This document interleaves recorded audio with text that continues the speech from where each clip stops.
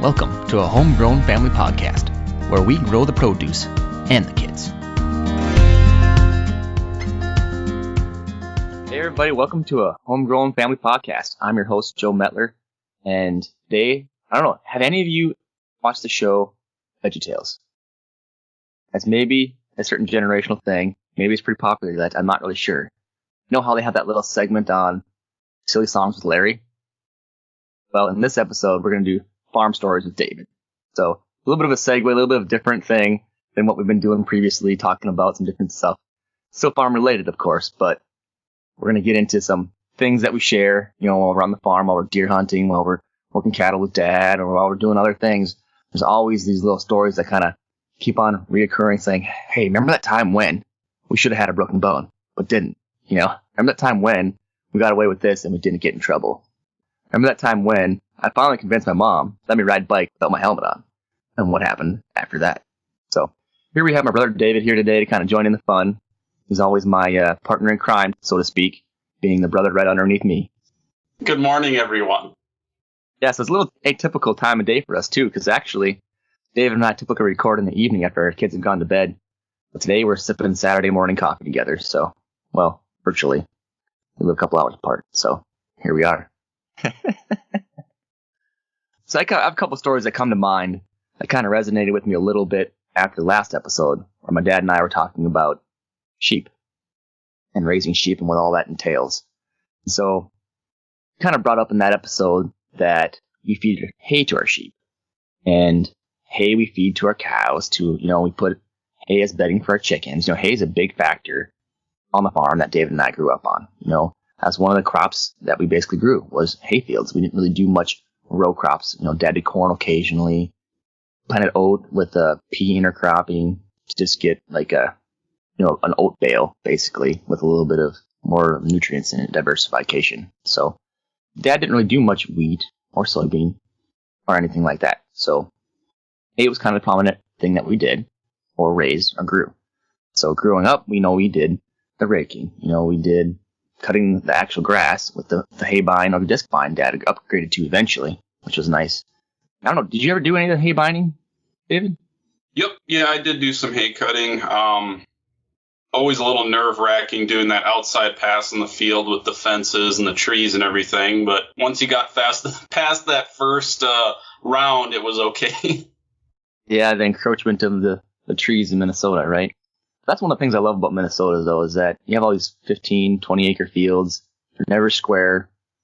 I kind of like that about Minnesota myself. Central or northern Minnesota, that is true. Down in my area now in southwest Minnesota, the fields roll on forever, just like North Dakota. Yeah, I'm looking forward to having some trees in my backyard again someday. But haying is a central part to the Metler farm back home. I kind of describe a little bit, I guess, the story that I'm kind of leading into, and I kind of got to bring in some background information because not all my listeners are, farm raised, don't know what some of this stuff entails. So we make the big round bales back home, but we also make the little square bales, the 2 foot by 5 foot. That was oftentimes what we used to feed animals that were in the barn.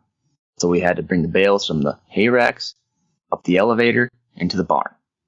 It's not like your city elevator going up a skyscraper. It's like a chain-driven elevator that's at an angle, probably 45-degree angle going up into the barn.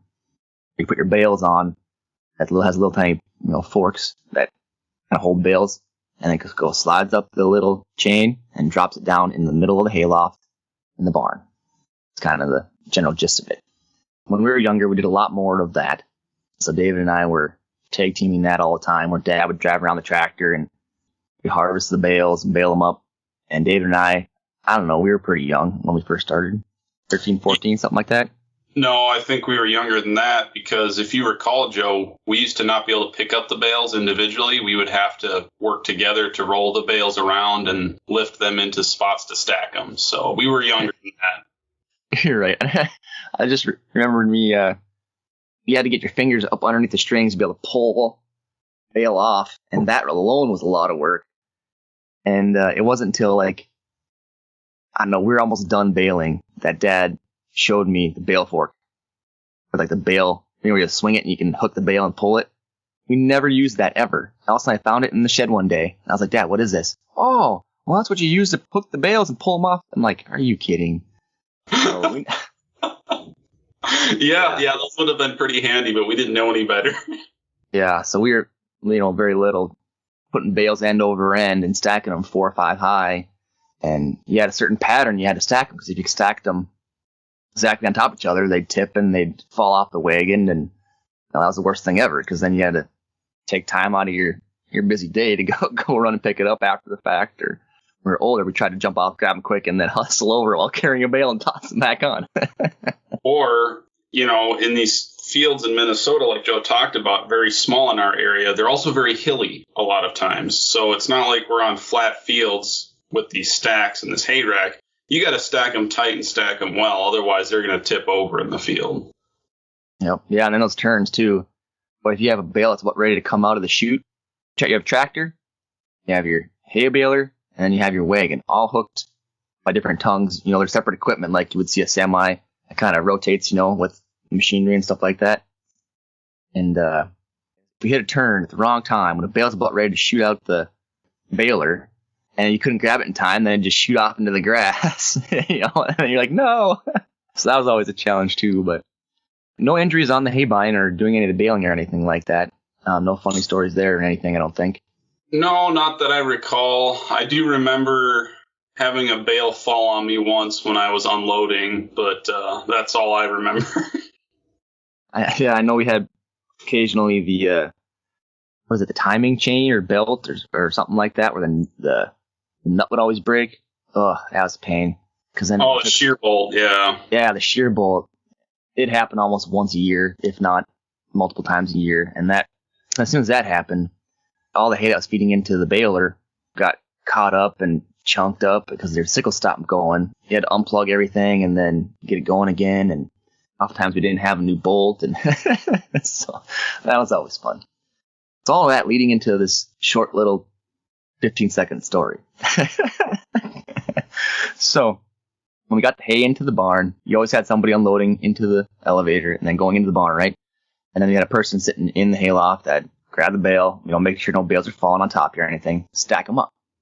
Well, in this particular year, we had a good chunk of bales stacked, 4 or 5 tall, maybe even taller than that, actually, on the north side and on the south side. And so we used to grab this little rope that was in the middle. It was like a little pulley chain thing. Must have used back in the day to help move bales or something.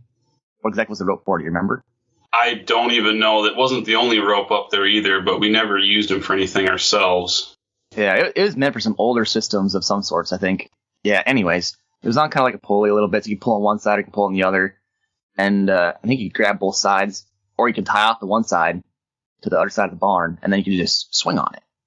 And so over the course of our years of doing this, we'd build forts in the hayloft and things like that, and we'd swing across, the Grand Canyon over to the other side and swing back and forth and this or that. And kind of got into it a little bit before David did, because, you couldn't climb the ladder as easily to get up to the hayloft or something, So I'd putz around with it myself, with my friends. And then there wasn't much hay up there in this particular instance. We were down like maybe a row or two. We probably didn't have sheep anymore at that point. Once we stopped having sheep on the farm, we really didn't do as much hay anymore. We'd only do like a rack or two just to do for 4-H animals, really. Yeah, yep. And so we had a little bit of hay bales there, but it wasn't much. Like, Dave and I have been doing this a little bit, playing around this rope, and we kind of went back up in the hayloft and we were playing hide and seek or something, doing some kind of game, or just going up there and checking it out. I'm like, oh, hey, yeah, I remember this rope. We used to swing on this all the time. And so I grab it and I go to the one side of the hayloft and I grab up as high as I can on this rope. And this rope's, it's a quarter thick or a little bit more than a quarter coin. And I grab it and I swing all the way to the other side and I swing back and I'm like, hey, that's pretty sweet. And I don't know, there wasn't a whole lot of bales there. So we were at most 6 feet in the air probably. It wasn't much. Yeah. But anyways, I'm like, yeah, look at that thing. Oh, that rope's actually looks like it could break any time. And I'm like, well, I just swung on it, David. No big problem. Take a swing. He starts swinging, and mostly halfway through, middle of the barn, the rope breaks flat on his back. Just wipes out. That was a big thud. You missed the best part of the story, Joe. I did? Yeah, from what I recall, we noticed that it was frayed earlier, like a different day, and we had told Mom about it. And Mom told us to stop swinging on it. And we went back up there, and Joe said, "Oh, it's fine. Like, see, I did it." And I'm like, "Mom said not to do this." And he's like, "It's fine." And I'm like, "Okay." So I did it, and then it broke. That kind of summarizes David and our childhood probably pretty well. Yeah, it does a little bit. Yeah. I only have a couple of scars that were from your suggestions or from, yeah. Yeah, I'm kind of more the instigator maybe, or mischievous one, I guess I've been labeled, perhaps, or any other labels floating around. Well, you're also the older one, so you just, you deal with the less knowledgeable youth. Yeah. Like for instance, I'm waiting for the bus, and I don't know, probably getting around that same time frame, early double digits or whatever. Maybe a little bit older than that, but David was young enough to where I'm sitting in the driveway waiting for the bus, and I grab a rock, and I throw it down the gravel road. I'm like, oh, look how far I could throw it. And then I picked up another one, and I'm like, to David, I'm like, you should probably start running. Why's that? I'm going to hit you with this rock. So he starts running down the gravel road, like, oh no, running and running. I'm like, all right, he's about that distance, and I just throw it smack right in the back of the head, and I'm like, are you kidding me? I actually hit him. Yeah. I don't think that one was a scar, but yeah, that highlights it pretty good.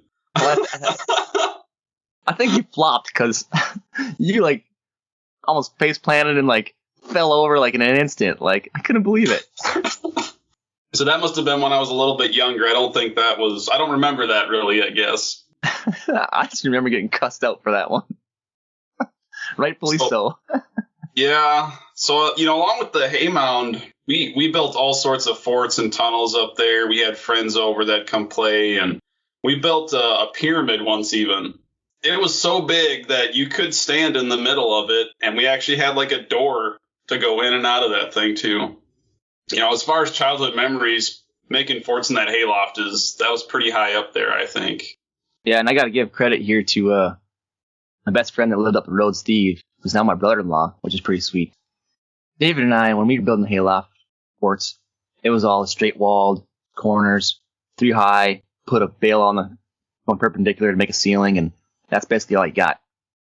Steve came over one day, and he's like, wow, you guys really need to upgrade your fort making capabilities, because he started putting these bales in like an octagon shape, and I'm like, what is he doing? He's leaving gaps, like he's not tight, And he started putting them, he's like, here, hold this one. And I'm holding it a little bit off kilter, a little, off center from the other one before that, and he puts another one up, he's like, no, hold those two. I'm like, okay.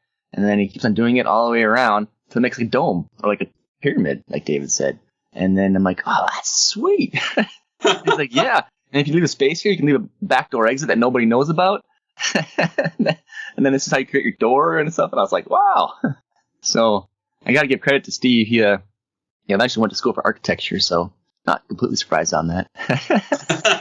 Yeah. But that was definitely a highlight. Yeah, I remember going and playing hide and seek up there too.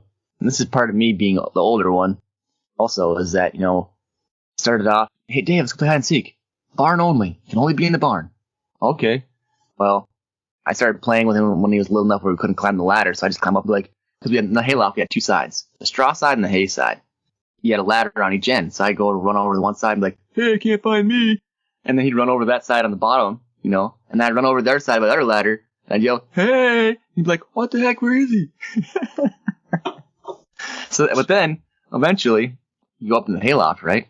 Well, it got less fun, so I had to figure out how to make it more fun. And the hayloft's built where you have the hayloft, and then there's a lean going off to the side, kind of that angular, less dome-like than the main part of the barn.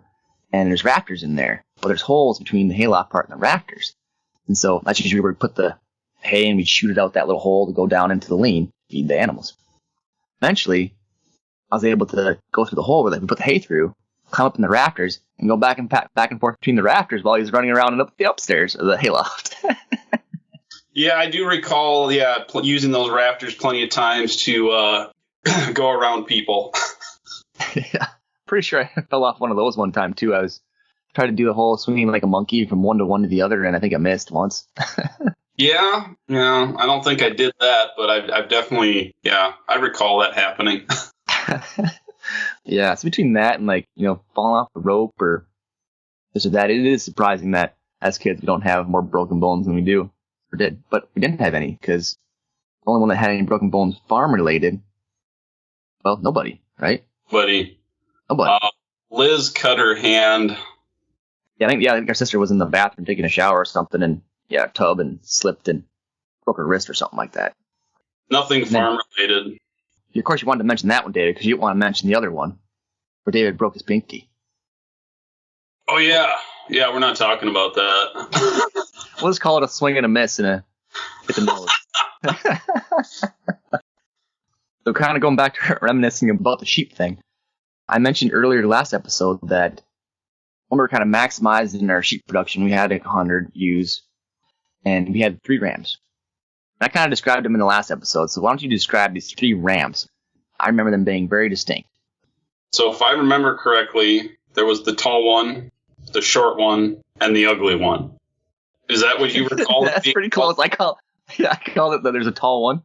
There's like a bigger, chunky, just normal sized or whatever. But then there's like he might have been considered ugly, I guess. No. I called it the ugly one. Yeah. And then the short one that had the horns on it. Seriously, this short one, it literally stood like 2 feet tall. It was tiny. I don't know how he impregnated anything.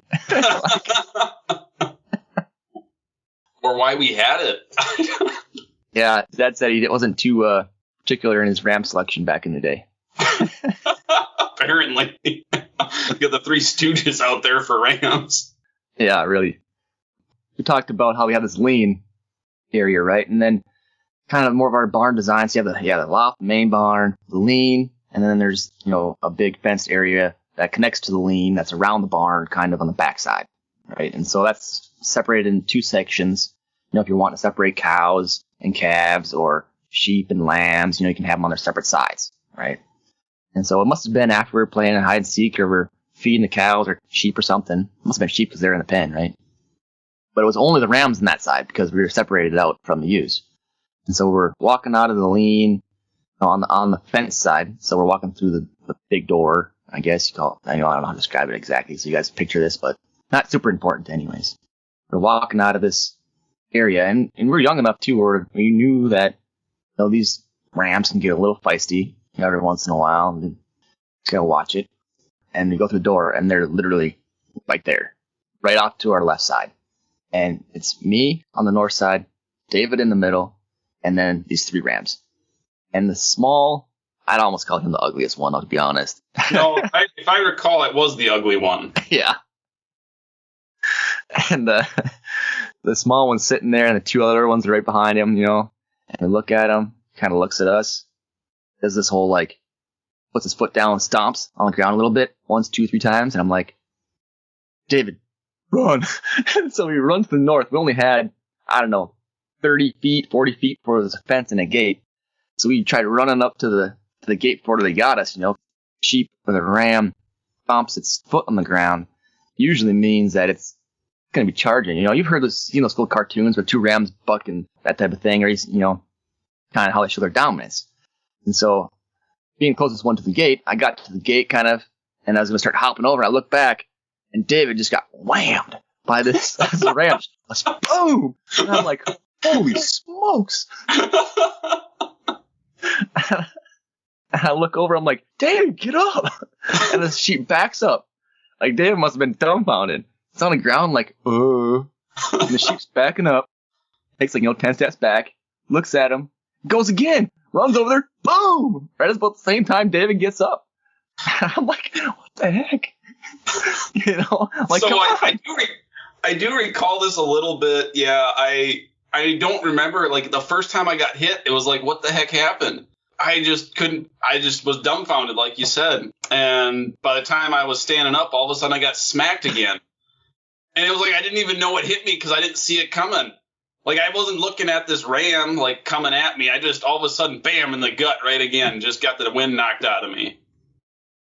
And so I'm just standing there, I'm like, what the heck is going on?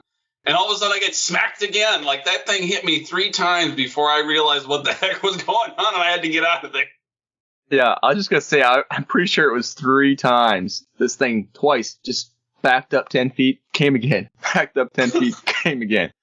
I'm just sitting here watching this like, what am I supposed to do?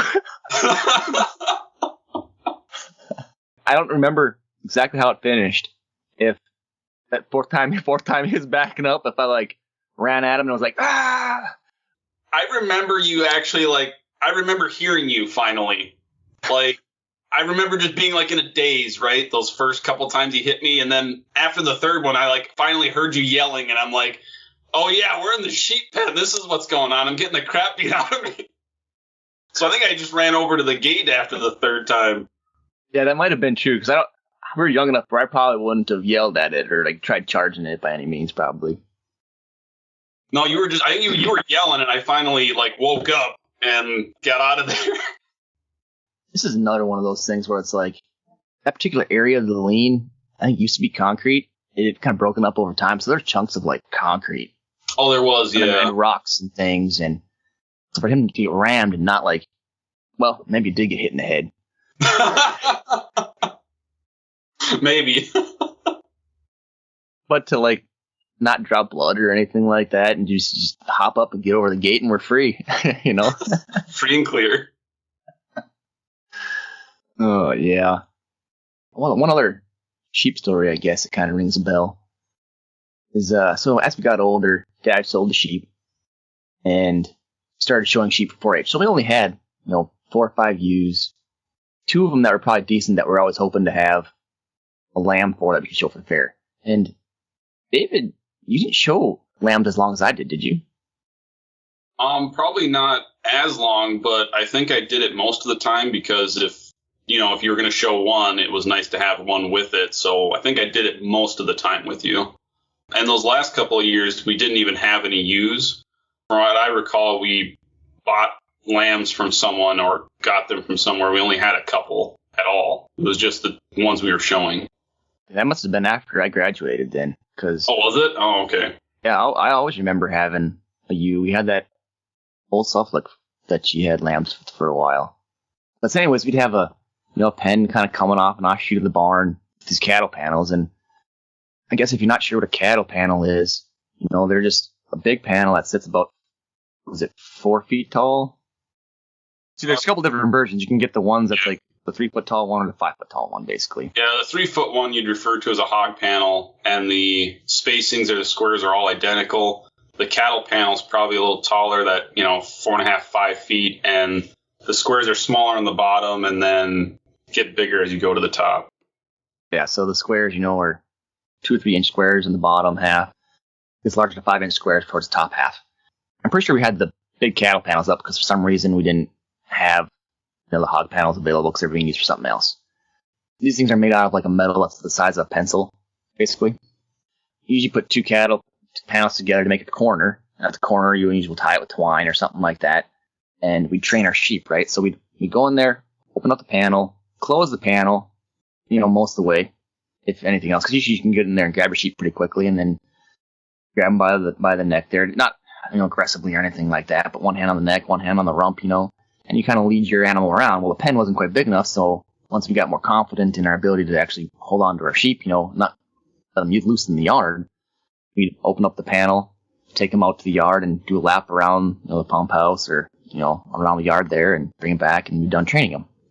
Well, in one particular instance, I had kind of must have left the gate, we call it, the space between the 2 panels slightly open. Went and grabbed my sheep. She must have saw that it was partly open before we got to it, and she just bolted. And then, I'm a little bit bigger, and usually I can handle the sheep just fine, but she bolted bad.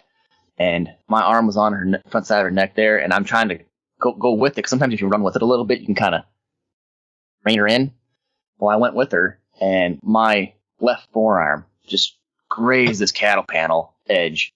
And, yeah, I got a scar from that one. She ran away, and, those cattle panels on the edges, they just basically like clip industrial wire snippers or something. So it was kind of a sharp edge. And that's definitely, I got that scar I can still see today. That one. It was bleeding pretty good. I think I was by myself because I don't remember you being there on that one. I don't remember that one, no. But as far as, sheep stories go, for sheep production, especially in our area where there's a lot of predators like coyotes, we did have a llama named Charlie. And Charlie was pretty cool. He never spit at anybody or anything like that. Like, I've only seen him spit once. Like, that was it. And he was pretty friendly. He didn't really let you pet him that much, though. I mean, if you had food, right, he'd let you feed him, but that was about it. Anyway, Charlie was pretty cool. He was really old, though, too. I don't even remember when we got him. I was pretty young. Do you remember that? Yeah, I think I was like 9 or 10. You figured he's probably about 20 years old when he died, probably. Yeah. Anyway, I was home when I was older, probably in college. I was home, and Dad had a milk cow that he milked by hand. And we no longer had sheep, right? We got rid of all them, but you can't get rid of Charlie, right? I mean, Charlie's more of a pet. And so while his duties of overseeing the sheep and watching for coyotes and beating them up was over, he still lived his retirement life. And Charlie would hang out with the milk cow. Well, when you're milking the cow, you put some feed in front of her and milk her while she's eating, and hopefully you get done before she's done eating. Otherwise, she gets kind of irritated. Yeah, I'm not as fast as Dad when it comes to milking the cow. And so Dad actually, he could put the feed out in the open in like a little trough and milk the cow before she was done eating, and then it'd be fine. I had to put her in the lockups because I would never get done before she wanted to leave. And so I poured the feed on the little pad in front of the lockups where, she'd get tied up, so to speak, so I could milk her. And I do that, and Charlie comes over. And Charlie, if you don't know the difference between a llama and a cow as far as weight, I mean, geez, the cow probably weighs 3 times more than him, right? And in these lockups, if you want the food, you're going to have to push the other guy over that's in front of it. Well, he didn't bother trying that. What he did, he came over and he spit in the food, in the grain, and then just walked away. The cow sniffs that food, and she is wanting nothing to do with it. So I had to go get her more food so I could milk her. And then Charlie just comes back later after she leaves and eats the food that he spit in. So, very intelligent animal, apparently. But that's my Charlie story. You know what's funny? Is that I tried to tell that story in the last episode, and it's definitely published already. But you told it way better. Yeah, what a dirty stinker. Well, I thought the horse was in the story somehow. And nope. So, yeah. So, anyways, if you listened to the last episode and got to hear the story again, you can give my brother David a little high five or something because he told it better. Yeah, well, I mean, that makes sense. I was the one there that got... And more accurately, yeah. I was sharing secondhand. Oh, funny. Anything else you can think of in terms of related to the hayloft or the sheep? I do remember we have a little grove of trees down below one of the sheds and kind of one of these paddocks that Joe talks about. There's, some right behind the barn, and then there's some off to the southwest a little bit that we kind of separate into 3 larger pens. And I do remember, we had herding dogs. We call it Skippy, was the one that was around the most kind of during our younger years. And Skippy was pretty smart. He would help us, herd cattle and sheep and stuff. But sometimes if we got him a little amped up, he'd be a little overambitious chasing the sheep around. And I do recall just, I don't know if we egged him on or what, but he chased the sheep around in the woods there, and we'd have a good old time with that. And, kind of like a stampede, right? And the game is you didn't want to get run over. So when he's chasing these sheep around in the woods, you got to jump up in the tree before they run you over. Yeah. Do you remember that? I recall having to do that a few times, and I don't remember exactly how we were playing the game, but I think he was chasing them around. Oh, yeah. After a while, we go down there, and so we had these play areas called down by the rocks. There's a big rock pile in one of the fenced areas or paddocks there, and on the other side, call it going down by the woods. So we tell Mom, hey, we're going down by the woods, going down by the rocks, and then the third one to the north was the creek. We either go to the woods, rocks, or the creek. And Mom always knew where we were going. And it got to the point where if we go down to a certain one where the sheep were, the dog would follow and ultimately try to herd the sheep towards us, I think. Yeah. I don't know if we played the game on purpose or not, or I don't recall egging him on really, but But similar to that, though, actually, it makes me think. You got a little bit older, and you watch these shows and cartoons or whatever, and you see this cowboy riding the sheep, or something like that, or whatever. I'm like, oh man, we can ride sheep. So knowing that our dog Skippy, I totally forgot about Skippy. I knew that if we went down by the woods, that eventually he'd chase the sheep, and they always went underneath this log. And this log stood, 4 feet tall, reaching across to, a fallen tree, and the sheep would run under like a little tunnel. And I'm like, Liz, my sister, I'm like, hey, I got a fun thing we're going to do. So then we go down by the woods, and we go sit on this little tree. And I'm like, or, not little, I guess. It's pretty big around. You can stand on it. And I'm like, all right, so now when the sheep come, we're going to jump on them. And we're going to get a ride. She's like, oh, yeah, that sounds fun. I'm like, all right. So we're waiting. And finally, here they come without any further ado, And I jump, flat out miss. Don't hit a single one. Liz managed to get on top of one and went about 10 feet. So we didn't have goats, right? Because they were stinky animals. At least the males were. But the neighbors had goats. I had a friend who came over quite a bit one summer. My mom would kind of babysit for his mom, and he'd be over quite a bit that one summer. And we got the bright idea one time that we were going to go ride the goat at the neighbors, like the one with the big horns, because they look just like handles, right? I mean, this is going to work really good. It's hard to corner a goat in the middle of a pasture, but we managed to get on that goat once, and the ride didn't last very long. That's the first I've heard of it. Yeah, but luckily, it didn't get hit in the head or the face or anything with his horns, because those things were massive. Wow. Like you said, we didn't have any serious injuries on the farm. I don't know how. Right. Oh, man. I think that's enough giggling for this morning. I think our kiddos are probably going to be up here before too long. But no, it's always fun sharing stories with David and reminiscing on some of those things as we're kids. And I'm sure we'll have more episodes like this in the future, especially we'll leave it at the cliffhanger of horns. And that will lead to another story someday. But there's definitely a story. A little bit more intricate, I guess, but pretty funny but dangerous. That involves some horns. So we'll leave you at that. You can follow me at homegrownfam@gmail.com or email me, I guess. Follow me on Instagram at homegrownfam. Yeah, we'll leave it at that for today.